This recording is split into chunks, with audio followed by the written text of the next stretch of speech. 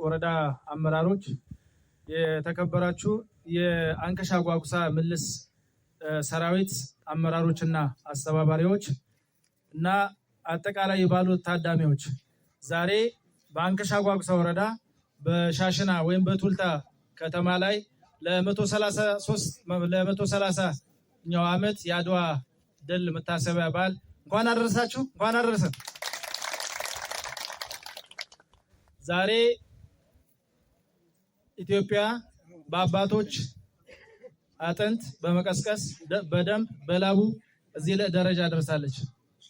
የአድዋ ድል ዛሬ በ130ኛው ዓመት ሲታሰብ ጀግኖች አባቶቻችን በጻፉት ደም አጥንት እና ላብ የነጮች የበላይነትን በማረም በማስተካከል የአውሮፓውያን የበላይነትን ያረሙበት ያስተካከሉበት እና ጥቁር ህዝቦች እንደማንኛውም ዓለም ህዝብ እኩል መሆኑን ያረጋግጡበትና ኢትዮጵያ ትላንትናም ዛሬም ነገም ነፃነቷን አክብራ የምትኖር ታላቅ እናት ሀገር መሆኑን ያስመሰከርንበት ቀን ነው። እንኳን አደረሳችሁ በድጋሚ።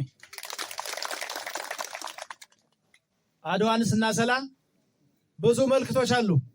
አድዋ ከምስራቅ ከምዕራብ ከሰሜን ከደቡብ መላው ኢትዮጵያውያን በዘር በቀለም በሃይማኖት ሳይለያዩ በአንድነት ስለታገሉ ያመጡት ውጤት ነው። አንተ ጉራጌ ነህ፣ አንተ ትግሬ ነህ፣ አንተ ኦሮሞ ነህ፣ አንተ አማራ ነህ፣ አንተ አገው ነህ ሳይባባሉ ፍጹም ኢትዮጵያውያን ብቻ በኢትዮጵያዊነት ብቻ የሚያምኑ ስለሆነ በኢትዮጵያዊነት ከጫፍ እስከ ጫፍ ድረስ በእግር ተንቀሳቅሰው እንደዛሬ አውሮፕላን ሳይኖር መኪና ሳይኖር ትራንስፖርት ሳይኖር ለእናት ሀገራቸው ብለው በሰውት መስዋዕትነት ያመጣ ትልቅ አኩሪ ድል ነው። ይሄ አኩሪ ድል ሲመጣ ዛሬ እዚህ የምናከብር ምልስ መከላከያዎች አመራሮችና የባሉ ታዳሚዎች ልብ ማለት ያለብን ጉዳይ በአንድነት የማንሻገረው ጉዳይ ችግር የለም የሚለው ነው። ትላንትና አድዋን በአንድነት አጽንተናል። ዛሬ ደግሞ ዳግማዊ አድዋን ባለፈው ህዳሴ ግድብን ኢትዮጵያ በልጆቿ አስመርቃለች። ሶስተኛው ደግሞ ዛሬ ሶስተኛ አድዋ ለመድገም ደግሞ ኢትዮጵያውያንና መንግስት አጠቃላይ ጸጥታ መዋቅር ጥረት እያደረገ ይገኛል። ሶስተኛ አድዋ የምንለው ማን ነው? ቀይ ባህር ነው ማለት ነው። ቀይ ባህር። ስለዚህ ይህንን ውጤት ስኬታማ ለማድረግ አንድነታችንን ማጠናከር አለብን። ከአድዋ አንደኛው የምንማረው አንድነታችን፣ በአንድነታችን ማናልፈው ችግር የለም፣ ማናስመሰክረው ውጤት የለም የሚለውን ነው። ሁለተኛ ድል በምን ይመጣል? በመስዋዕትነት። ድል በመስዋዕትነት ይመጣል። አድዋ በመስዋዕትነት የመጣ ነው፣ ዝም ብሎ በንግግር የመጣ አይደለም። ሶስተኛ አድዋ በምን የመጣ ነው? በአመራር ጥበብ። በወቅቱ የነበሩ እና አጼ ምኒልክና እቴጌ ጣይቱና ሌሎችም ጀግኖች በጥበብ ስለመሩት ነው አድዋን ድል ያስመዘገቡት። ስለዚህ የመሪ ጥበብም ጭምር እንማርበታለን ከአድዋ መሪዎች በጥበብ ስለመሩት ዛሬ ለምንዘክረው ታላቅ የአፍሪካ ኩራት የጥቁር ህዝቦች ኩራት ላይ ደርሰናል ማለት ነው።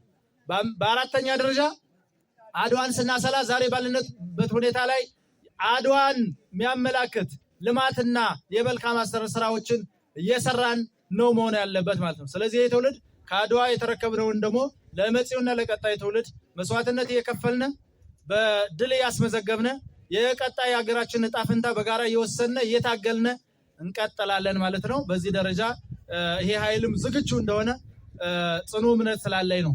በአምስተኛ ደረጃ እንግዲህ በአገር አሁንም ባለንበት ሁኔታ ላይ ባንዳና ባዳ ተቀናጅተው ብዙ ሴራዎች አሉ። ይሄ ኃይል አብሮ እየታገለ ነው። ብዙዎቹ እየታገላችሁ ናቸው ከመንግስት ጎን በመሆን።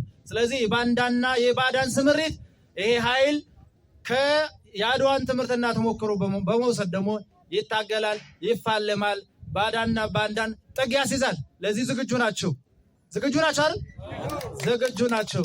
ስለዚህ ድል ለኢትዮጵያ፣ ጥፋትና ውድመት ደግሞ ለባዳና ለባንዳ። መልካም በዓል ይሁንላችሁ። አመሰግናለሁ።